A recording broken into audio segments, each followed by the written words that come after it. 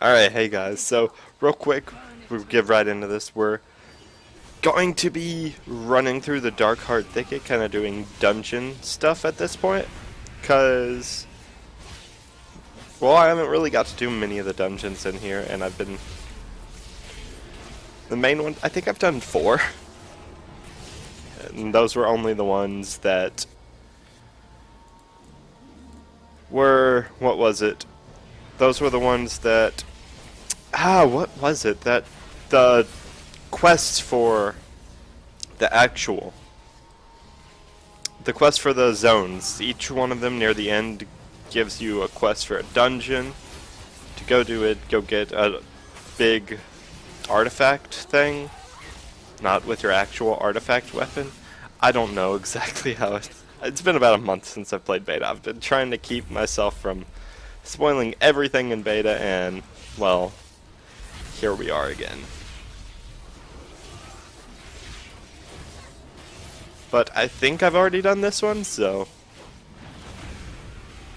I have a little idea of what's going on. Most of them I have no clue, though. So I'll be running through them blind, too. Which, you know, isn't a bad thing. I believe this one we've already done, right? Yeah, okay. Xavius is the boss, yeah. And we have a quest here, right? That guy over there?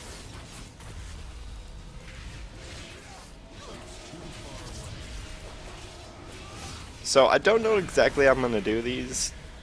Kind of just an idea that I had off the top of my head to go, because I wanted to get more Legion content.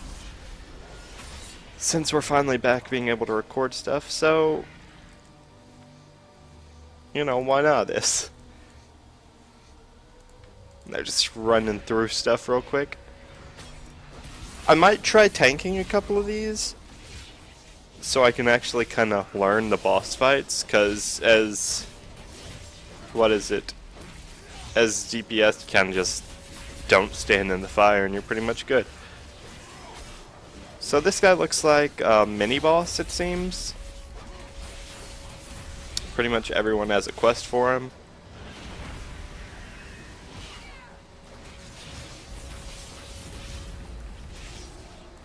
Huh. Okay, well, since it's saying he's a rare, does that mean, like, I get confused with rares in dungeons, because sometimes they spawn, sometimes, I mean, I get that it's like that, they'll sometimes spawn, they sometimes don't, but does it just give you a quest for it, if they happen to be in there? Because that'd be a neat little thing. What do we have to do with that? Oh, we also have a quest in here to kill the dragon, a leatherworking quest. So, in case you guys are leatherworkers, gotta come in here too. I like how they do that. I like how all the profession stuff is in this. Or professions, you actually have to do stuff instead of just sitting in the garrison. Which is really nice. You have to go out into the world. Go find bosses, skin them. Looks like our tank actually had to pop Metamorphosis, the big cooldown. Pop our defensive since some stuff is on us, and let's try to survive this. Yeah. So I am doing heroic versions of these dungeons, not even mythic yet. And that's actually a good sign that people are dying. Because our tank is... That's not even our tank. Where's our tank? Our tank is somewhat geared.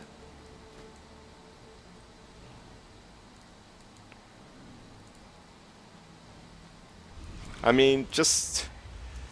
I know, because in Draenor there was the problem with once people got to heroics, heroics were just too easy for everyone. But now with the changes to tanks they made, where tanks can't just self-sustain, they actually kind of have to have a healer now. Well, except for like, I think a couple are still broken to where they don't even need to be bothered with one. But they made tanks not as strong. I don't want to say not as strong, but that's basically what they've done. Since they were kind of too strong. They were really out of balance in WoD with how they were. Basically, tanks in WoD, they were so strong that if any ads actually got onto any DPS or healers at all in like the big raid, they would just one-shot them. Because that's how hard the ads had to hit for the tanks to even be damaged by them. So tanks were a little bit out of tune. I guess kind of puts them back in line.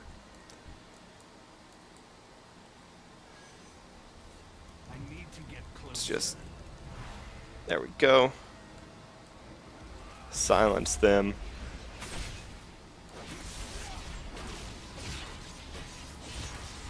So we are pulling the others. Yeah, what I've seen in the couple dungeons that I have done, though, is people do die a frequent amount if they're not paying attention or don't know too much what to do. And it's usually the tank that dies first. I don't think I've seen any like DPS pull aggro, which means the aggro is pretty good, but it also means that DPS aren't just getting one shot and that stuff is back kind of in line, kind of tuned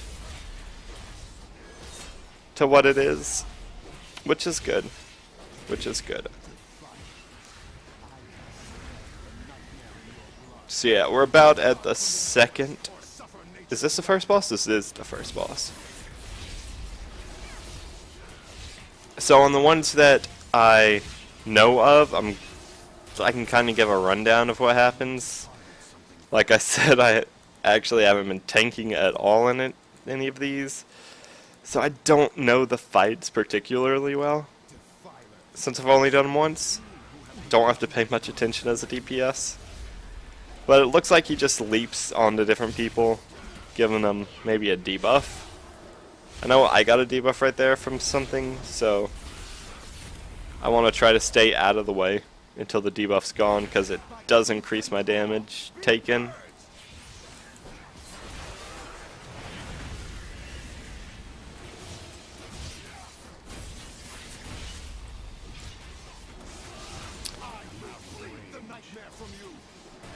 I don't think I'm going to go Metamorphosis this fight, since this isn't that tough of a fight. I say that, but I'm taking some good damage. Yeah, okay, so when you get jumped on, it looks like you actually get a debuff that lasts until you're healed for past 90% of your maximum health, which might be an issue like in Mythic Plus dungeons, but I don't think it should be an issue at all in Heroics.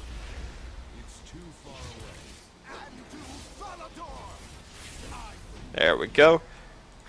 He's down. We get some items.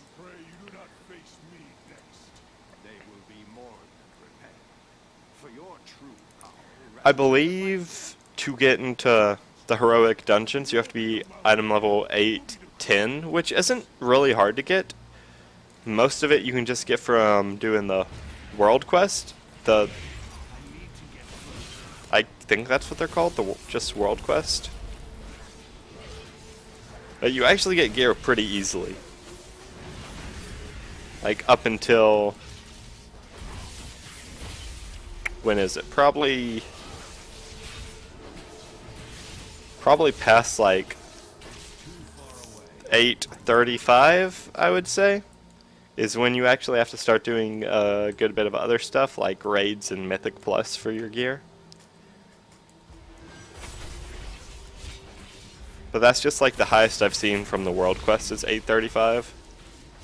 And then all your garrison set of items can be upgraded to, I think it's 840.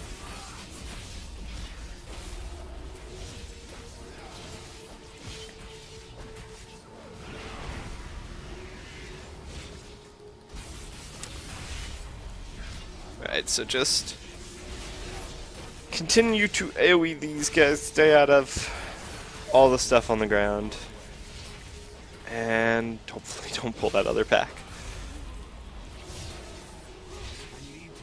But yeah, this is, I think out of all the dungeons that I've done, this is one of the more dull ones. And even then, it's not bad at all. It's just the other dungeons that I've went through are actually really cool.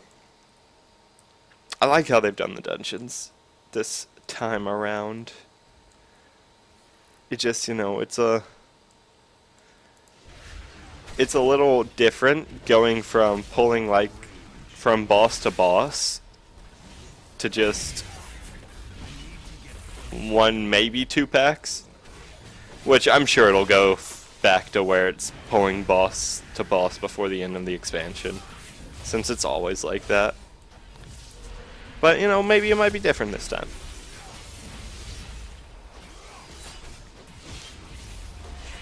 And I really kind of want to download a recount or some kind of damage tracker, because demon hunters just do so much AoE damage. It's just crazy. And if you go into Metamorphosis, just do so much. Metamorphosis is a really, really strong cooldown. Still after everything, I don't think they've nerfed it any. I think it's actually been untouched for the most part. And probably one of the stronger offensive cooldowns in the game. I don't know how strong all the others are,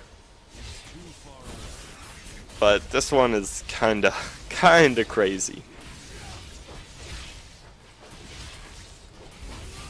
Especially for, like, you could even off tank with it, really. If you're doing enough damage to keep aggro, you could off tank with it. Like, I could have probably survived earlier if I just did it, used Metamorphosis, because I get 100% leech. So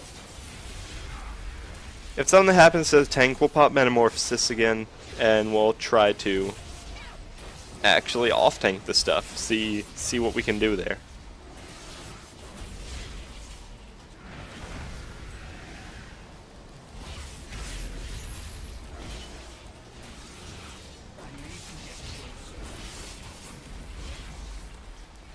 Alright, so I think we're coming up to the second boss. Basically in this dungeon, it's like the Emerald Nightmare, or I think that's what it's called, the Emerald Nightmare, right?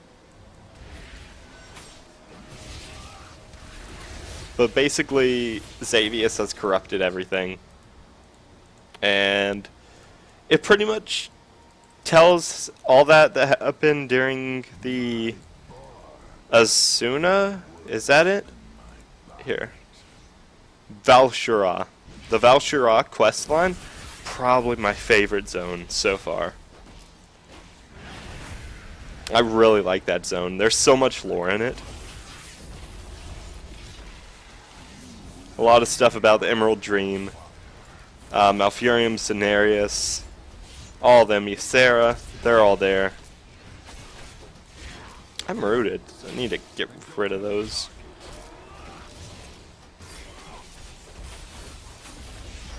Okay, we'll go ahead and pop Metamorphosis on this, just get a bunch of damage on him.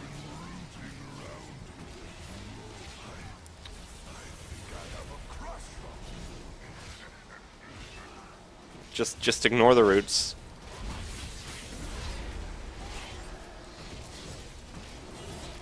Yeah, and Metamorphosis, I don't know if it's actually worth it to use I-beams. Here, we'll see. It doesn't really seem like it does any more damage. And it kinda wastes our I-beams, because how we're spec'd, we actually go into our metamorphosis form again for 5 seconds after our I-beams, which can be used. That's why I'm saying they do a ton of AoE damage, is because you can pop your Fury of the Illidari, which spins around and then spins around you. And then afterwards, with this talent right somewhere, when Fury of the Illidari ends, 60% of the damage dealt erupts in an explosion of fell energy, dividing chaos damage between all nearby enemies. So after that, it basically, each enemy takes like 60% of what it just took, which is actually a ton of extra damage. Like here, if we can get a lot of these guys together, or they can just die before then.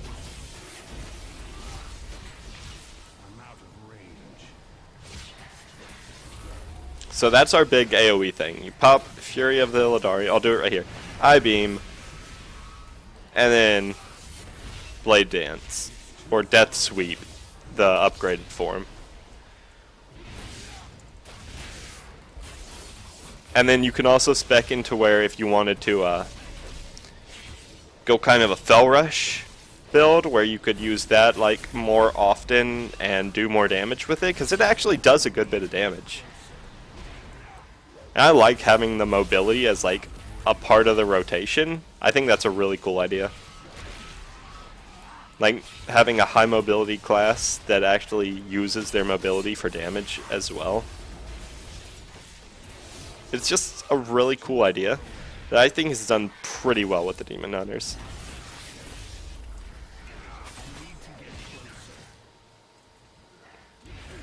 Now we might take some damage here. I think we're good. Also, our Blade Dance does make us have 100% dodge for a second. So it's pretty nice to just, you know, as a defensive thing too. Because you can use it fairly often. 8-second cooldown goes down more with haste. And I have it spec'd into where it does, the cost is reduced by 20.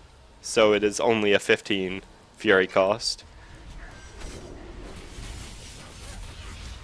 And I did that wrong right there. I was supposed to I-beam first and then... But it doesn't matter because... Really short cooldown. Have it where it costs 20% less Fury and also deals like almost 200k additional to the first enemy, to the primary enemy struck.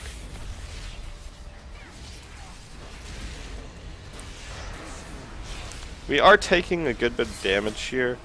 We can drop Darkness right here where our tank is, kind of give him a little bonus, a little better chance to avoid getting hit. It's kind of nice, you can help out the tanks, people who are taking aggro, dropping Darkness. What exactly does it do? It grants cloaking friendly targets in a... Let me dash out of that.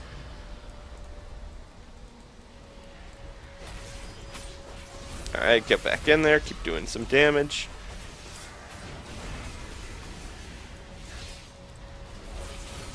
There we go. It cloaks friendly targets. Oh, we are taking so much damage. I cannot stand in that.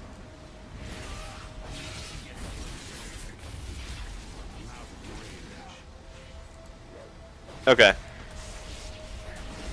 Okay, we can get back in there. He's almost dead. Just focus the boss. And he should be about gone.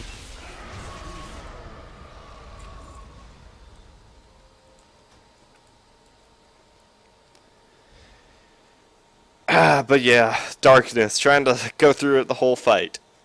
Grants friendly targets 20% chance to avoid all damage from an attack, last 8 seconds. So that's something kind of to help out everyone. I didn't skin him, did I? Oh, I just had to loot him. Okay, well, that works. Okay, so over here this way.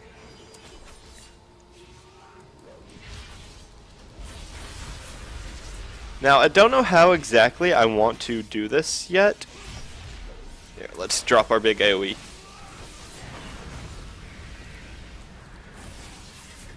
I don't know. By that I mean, I don't really know if I want to do like... I think I kind of would like to do what I would...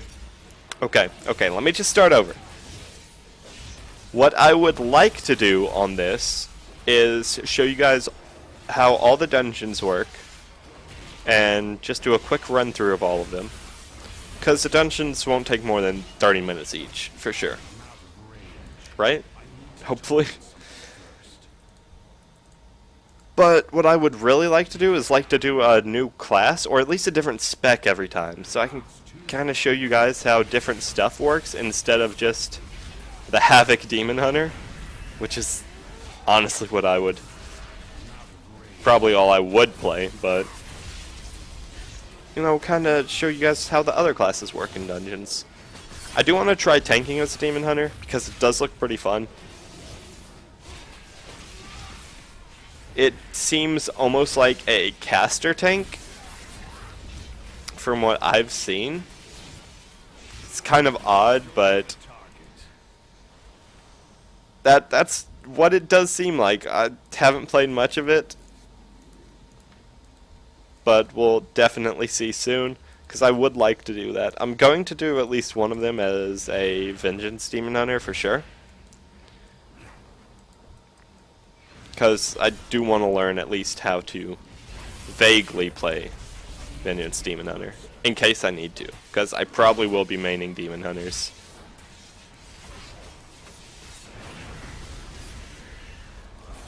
But also, like, the other classes that I enjoy to play, like Chamois. Chamois are really fun this expansion.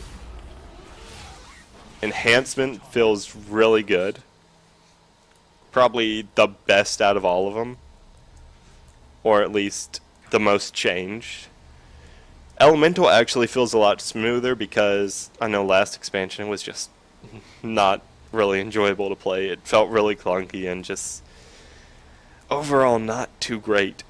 But now it actually feels really good to play. You're almost like just a, what is it, a flame burst turret?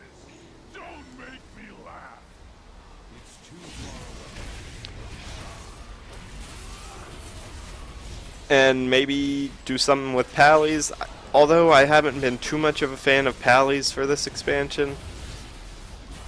I would like to try, but here's the problem.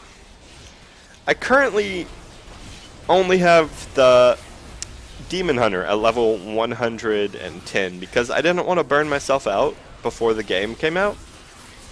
So if I did that, I would have to do it at, like, what is it, like lower levels? Like, most of them are like 105, 106, something like that.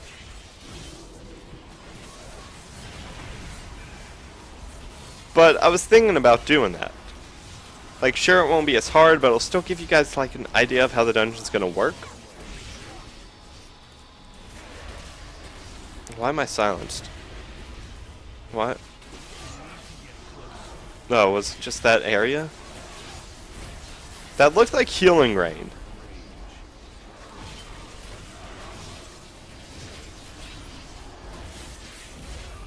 I guess the silence just happened to be in there? Okay. But yeah, I was kind of wanting to do that. Let me know what you guys think about that, if you would like to see the other classes in there. For some reason, I've gotten so many requests to do more stuff with Resto Druid, so I'll probably do like one dungeon as a Resto Druid.